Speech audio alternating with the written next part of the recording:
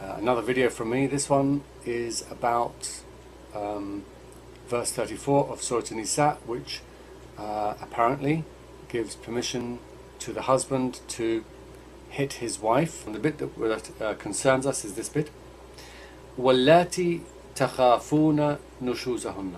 So those women who you fear their rebellion, nushuz. Now we'll talk about that in a minute. فَعِذُهُنَّ. So the first step is فَعِذُهُنَّ. Wa'ada means to sermonize, to admonish, and to talk to, to advise and warn. So speak to them, in other words. Next, وَهَجْرُهُنَّ فِي الْمَضَاجِعِ. Next is separate from them in their beds. So in other words, a trial separation, if you like. And finally, if those two steps don't work, the last one is وَضْرِبُوهُنَّ. Hit them. Okay, that's the verse. Now, let's start at the beginning. What is it that they are supposed to have done? What is the rebellion? The word nushuz linguistically means something that protrudes or rises up or pokes out. So in this context, it is understood as the wife rising up against the husband, rebelling, disobeying the husband. But what actually constitutes disobedience? Some scholars say it means leaving the house without the permission of the husband. Some scholars say it means preventing the husband from sexually enjoying her.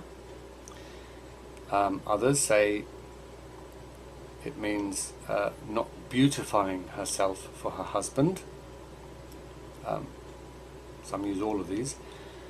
More modern scholars try to make it appear to be more serious because they feel a little bit, I think, uncomfortable about the fact that these seem relatively trivial in this day and age. So they say it's something much more serious. It's going out with other men, liaising, flirting with other men, though of course it doesn't mean adultery, as some actually seem to be suggesting, because adultery is a quite separate crime in Islam, which requires being stoned to death or being lashed in some people's opinions. So, okay, take your pick out of any of those. What is rebellion? How do you deal with it? Okay, well, there are 3 steps in the verse which we've just read. The first is to talk to her. If that doesn't work, then you have a trial separation. Both of these are fine at the moment. They're things that obviously would occur to anyone. And then the third step is to hit them. The hadith explains that this should be غير مبرح. It should be not harsh. In other words, it should be a light beating. And it should not. And the scholars explain that as meaning it should not leave any bruises, and it should never be on the face. Some scholars also specify that the hitting should be with a miswak. Now, a miswak is a tooth stick used in the Middle East and around other parts of the Muslim world. And here is an example of a tooth stick. There we are. Can you see that? Okay, so basically, kind of tap them on the shoulder there, not on the face. No tapping on the face, on the shoulder, like that. Some scholars say it should be with a feather. See, I've got all my visual aids. There we are. So there's a feather, and that should be there, like that, or like that. Or maybe it's like, oh no, sorry, not on the face, just like that. Or with a handkerchief. There we are. Don't do it again. Like that. Actually, none of these things, are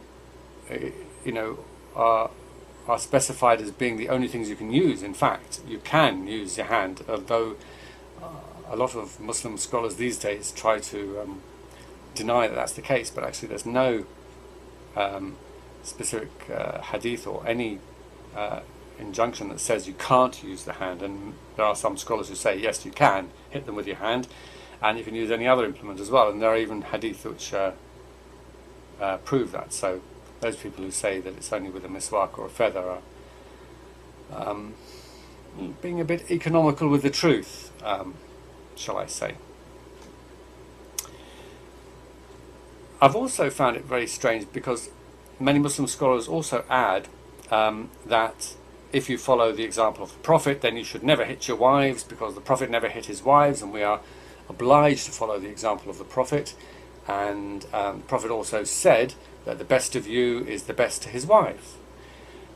And so they say, well, therefore, you know, in reality, a good Muslim would never hit his wife. Well, in that case, then who is this verse for? Is it for the bad Muslim? Because he's the worst one to tell that you can hit your wife. Anyway, let me move on.